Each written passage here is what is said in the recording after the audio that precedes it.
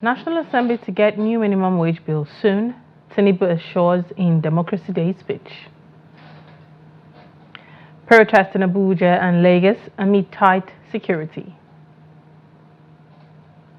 Finance experts bank customers react as CBN guarantees safety of depositors' funds.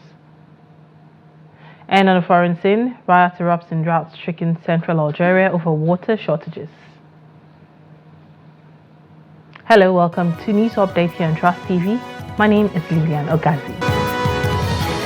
Now to the news. President Bola Tinubu has said his government has negotiated the new minimum wage in good faith and will soon send an execution bill to the National Assembly to enshrine the agreed upon wage for the next 5 years or less. Tinubu made this known on Wednesday in his second Democracy Day speech. The report. He assured the organized labor that an executive bill on the national minimum wage for workers will soon be sent to the National Assembly for passage. On this day, 31 years ago, we entered our rites of passage to becoming a true and enduring democratic society. Going through this passage was hard and dangerous. During the fateful 6 years that followed, we fought and struggled for our natural rights as human beings, put on this earth by the divine hand of our Creator. President Tinubu acknowledged the economic hardships in the country and assured citizens of his support, pledging never to abandon them. He urged Nigerians to bear the pains of economic reforms embarked upon by his government amid the biting inflation and worsening hardship. There is no doubt that the reform has occasioned hardship. I feel your pains. Yet, there are necessary repairs required to fix the economy over the long run so that everyone has access to economic opportunity. In his Democracy Day broadcast, President Tinubu praised the winner of the annulled June 12, 1993 presidential election, Chief Moshood Abiola, and other heroes of democracy, including General Shehu Musa Yar'Adua and Pa Alfred Riwen, among others. The president also celebrated other heroes including Chief Anthony Enahoro, Chief Abraham Adensaya, Commodore Dan Suleiman, Chief Arthur Nwanko, Chief Chukwuemeka Ezeife, and other eminent Nigerians who had made great sacrifices for the restoration of democracy in the country. I take on this vital task without fear or favor, and I commit myself to this work until we have built a Nigeria where no man is oppressed. Bola Ahmed Tinubu, the president, urged Nigerians to beware of elements who might want to undermine the current democratic dispensation. Meanwhile, protesters also stormed under bridge in Abuja, Bega, as the country marks the 2024 Democracy Day. Protesters, few in numbers, chanted solidarity songs as they wielded placards and banners. Leaders of the protesters, DJ Adionju, said the 25 years of Nigeria's democracy has aggravated the poverty level in the country. We have decided that no matter how few we are, we'll come and we'll lay our grievances that the country is not working. Nigerians are generally very hungry. The economy is bad. Our legal tender, which is the naira, has grossly depreciated. And that as a nation, we need to do better. 25 years of democracy, there's practically nothing to show for it except poverty and hunger and lack and economic mishaps and corruption. And we call on government at all levels, including the DSS, police, that they should go after bandits instead of criminalizing protests. In the same vein, protesters on Wednesday morning stormed the Ikeja underbridge in Lagos State as the country marks the 2024 Democracy Day. There is, however, a heavy security presence as policemen and officials of the Lagos Neighborhood Safety Corps are sighted at the venue. The protesters in their numbers chanted solidarity songs as they wielded placards and banners. Some of the placards had inscriptions like "President Tinubu, let the poor breathe," "For another general strike with mass protests now," "Payment of living wage to all." Nigerian workers now report that some civil society groups, including the Take It Back movement, the Education Rights Campaign, the Coalition for Revolution, and the Socialist Workers League, are spearheading the protest.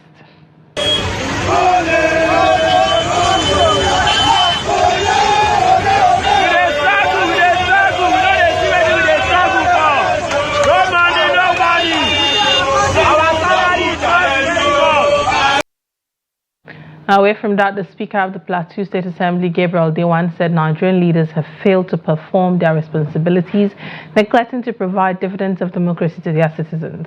The Speaker said this on Tuesday while briefing journalists in Jos, the state capital, on Nigeria's 25 years uninterrupted democracy.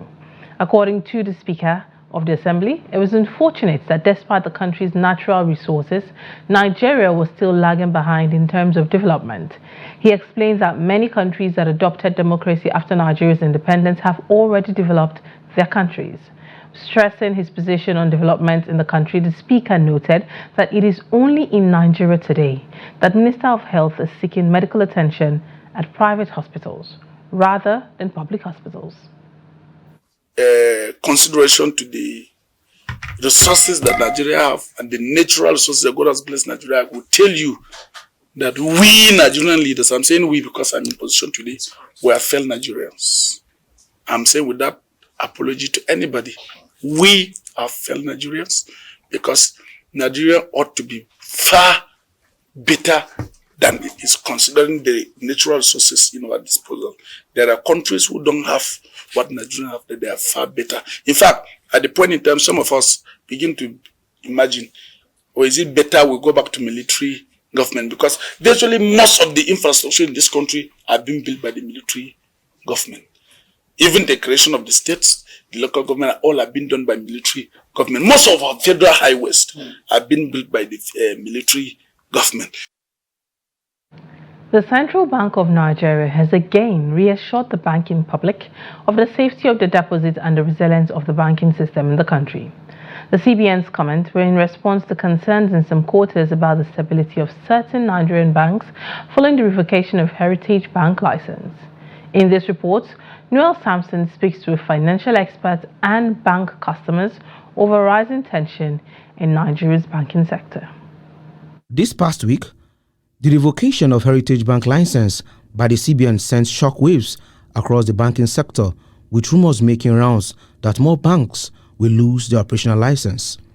According to financial expert Bayonle Omoyele, ensuring the safety of depositors' funds is not the primary issue.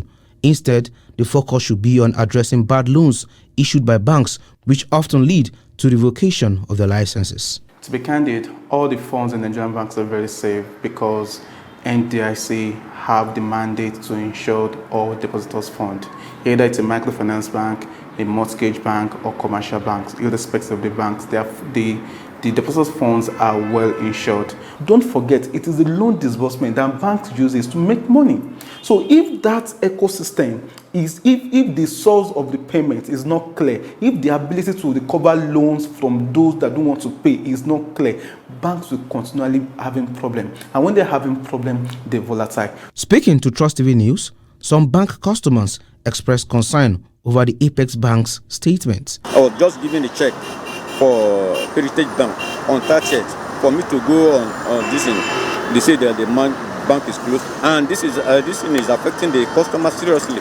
And before you can retrieve your money, especially those of them that are doing business, it becomes a difficult issue. So I will advise that most of the customers, if you are putting your money, don't put it on this new generation bank. So they should go back and work on them so that the masses will have the confidence that they are living in a country, the way their resources, their money are safe.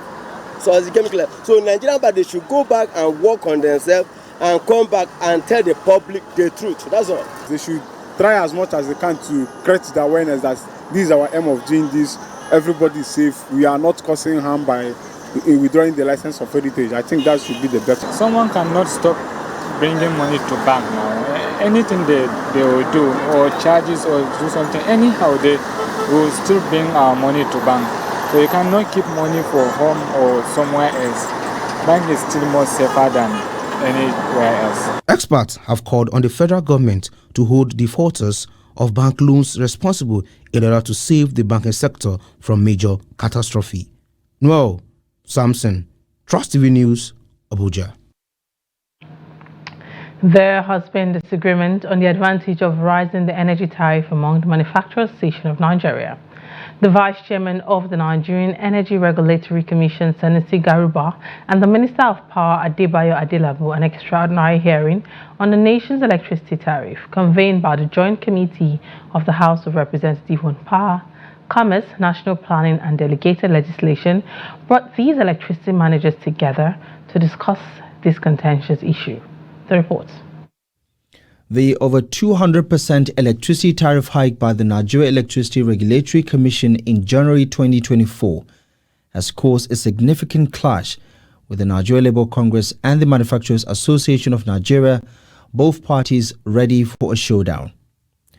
In an effort to seek an amicable resolution to the impending crisis, the Joint House of Representatives Committees on Power, Commerce, National Planning and Delegated Legislation called for a special hearing to find a common ground and help resolve the issue. The Speaker of the House, represented by his deputy, Honorable Benjamin Kalu, and the lead chairman of the joint committees, Victor Nwokolo, emphasized the importance of the hearing and explained the reasons for the House intervention. So relax.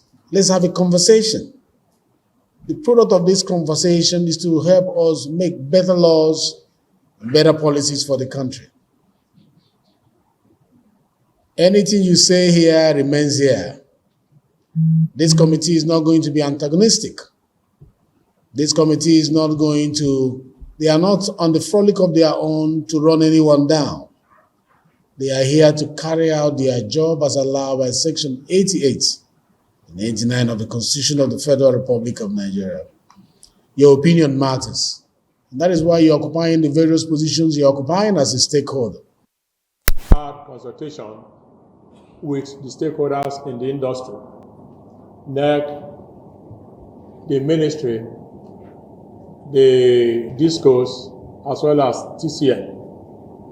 We did that before this came, and this is a continuation of that same process.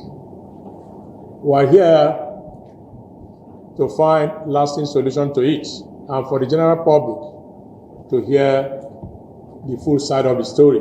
The Minister of Power, Adebayo Adelabu, in his presentation, which was supported by the Chairman and Chief Executive Officer of the Nigeria Electricity Regulatory Commission, Sanusi Garuba, explained the benefit of the increase by the NERC. And the DISCOs too are getting more and more responsive by the day by ensuring that we now pay so much attention to upgrading and enhancing their infrastructures. And on a daily basis, they are migrating more customers into Band A. And we have received positive feedbacks from consumers that they now have more stable electricity, even though it is more expensive.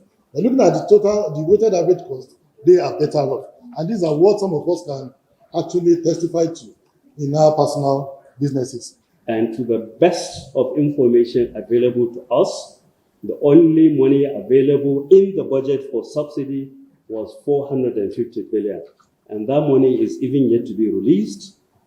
There has been no prospects for growth in generation or even improvement, because you can't compel a DISCO that is buying energy at probably 140, 150 to continue selling at 70, 80, and then you expect capital investment to happen in those. Their position, however, did not sit well with the Manufacturers Association of Nigeria, which continues to highlight the negative effects the over 200% electricity tariff hike has had on many Nigerian manufacturers in the country.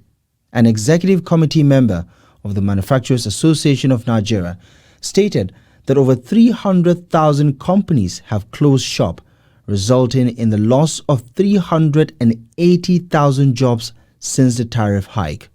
We really need to look at a situation whereby we'll have to do the very best to work on insecurity. And manufacturing sector is one key area, because when you talk about the agriculture, we don't have mechanized agriculture. We don't have the best we can do except persistent agriculture, which our youth are not ready to go for. But in the manufacturing industry, we can be able to support and do the very best we can to make sure that we're working against insecurity. The Nigeria Labour Congress faced criticism for not sending a representative to the hearing, despite being at the forefront of the fight against electricity tariff hike in the country.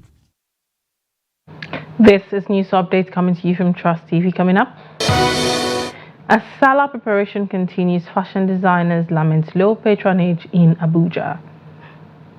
More news when we return. Do stay. You are welcome back. If you're just joining us, this is News Update coming to you from Trust TV. Now let's take a look at our headline stories again. National Assembly to get new minimum wage bill soon, Tinubu assures in Democracy Day speech. Protest in Abuja and Lagos amid tight security. Alright, moving on, the Borno State Acting Governor Usman Kadafa has inaugurated the distribution and sale of fertilizers to farmers across the 27 local government areas of the state. This intervention is geared towards enhancing agricultural productivity and promoting food sufficiency. Trust TV's Beatrice Kurutsi reports from Maiduguri. The rainy season marks the optimal period for agricultural activities aimed at food production to combat hunger and food insecurity. With the onset of rains, farmers undoubtedly require inputs to achieve a bumper harvest this year. However, market prices for these items often exceed the purchasing power of farmers. In response to this challenge, the Borno State government has distributed 100 trucks of fertilizers to be shared and sold at a 50% discount to farmers. Present to him, Femagoni. One more saying in it. So last but not the least, Kamanza Irua. Acting Governor Usman Kadafur emphasized that this timely intervention will enhance bountiful yields and guarantee food sufficiency in the state. It is imperative to note that Borno State government has given topmost priority to the development of agriculture in the state. Hence, the concerted effort to mobilize both human and material resources to develop agricultural sector in the state. Towards this end, the state government has procured agricultural inputs such as tractors, chemicals, among others. The distribution will commence in southern part of the state to be followed by the central and northern part. The provision of fertilizer and other farm inputs are key to successful agricultural production and productivity. They are also in line with the present administration 10-point agenda, 25 years development plan, and the Borno State Strategic Transparency Initiatives. Ada akalla 500 ma an saya, amma yanzu da yake rashin noman. Years ago, we bought fertilizer for 500 naira, but today the price is much higher. We are very grateful to the governor for providing this fertilizer for free. We will use it properly and inform other farmers where to obtain the subsidized fertilizer. During the event, the International Institute of Tropical Agriculture presented over 17 metric tons of certified seeds to the acting governor for distribution to farmers in Borno. The state government aims to ensure that these farming inputs, once shared among farmers, will not be diverted in exchange for money. Beatrice Kuruti, Trust TV News, Maiduguri. The air is filled with anticipation as families prepare for Salah. This festive season, known for its vibrant celebrations, also highlights the significance of traditional fashion, especially for children. However, this year, tailors across the city are facing a disheartening trend. The report. The markets of Abuja are bustling with activities as families gather to purchase fabrics for their Salah outfits. Children's fashion takes the spotlight, with parents eager to adore their little ones in the finest attire. Behind these exquisite garments are the skills and hands of tailors. However, despite the festival rush, many tailors are facing a significant decline in orders this year. We have some delay because of the light issue, because If you are planning to sew a cloth in a week, maybe you don't have light for like 3 days. That is a step back. So we really have challenge. People are coming for patronage, not too high because of the economy. This current government and current situation we are in now, people are not coming out to sew like before. I believe even when there is no light, there is a way people will come out to complain to the management of the market. But people are not more coming out like that because people are not coming out like that because there is no more, there's not more work like that because I believe this economy affects everybody. That is why. Thank you so much. You are welcome.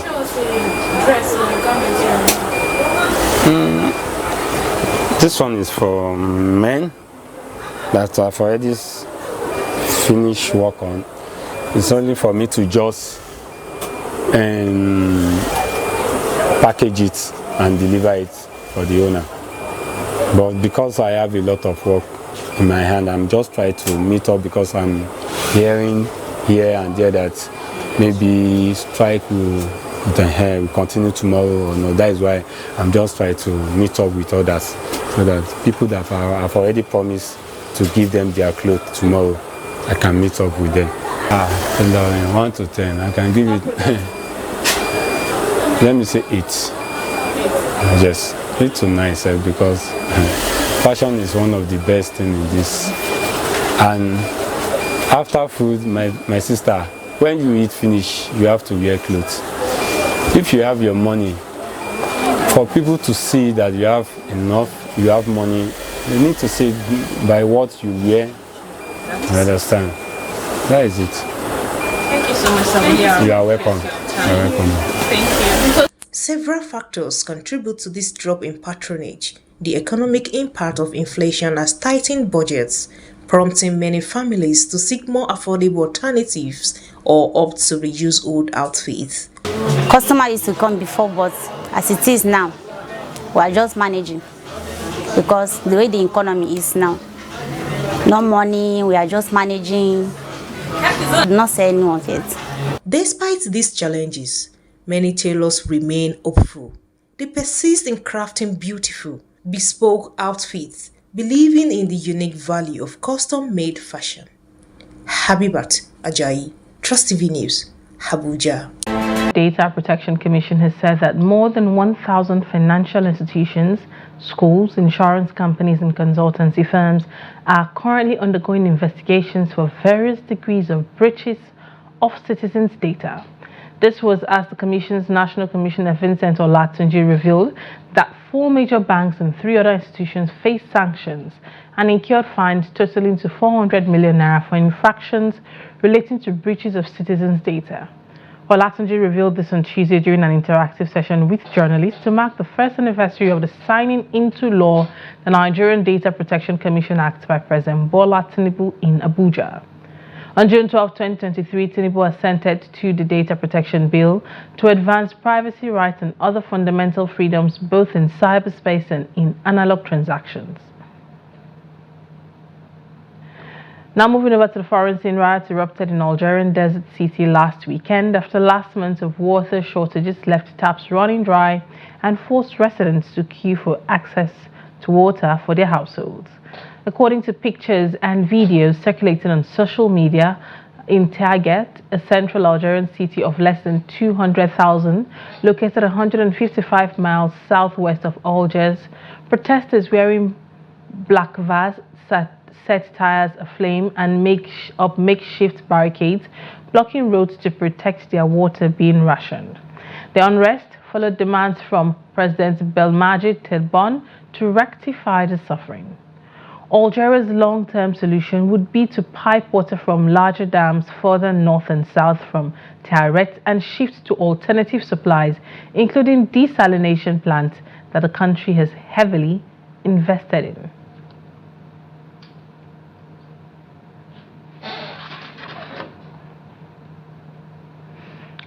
Well, with that, we've come to the end of News Update here on Trust TV. Do well to follow us across all our social media platforms for more news programs and documentaries. Thanks for watching. My name is Lilian Ogazi. Bye for now.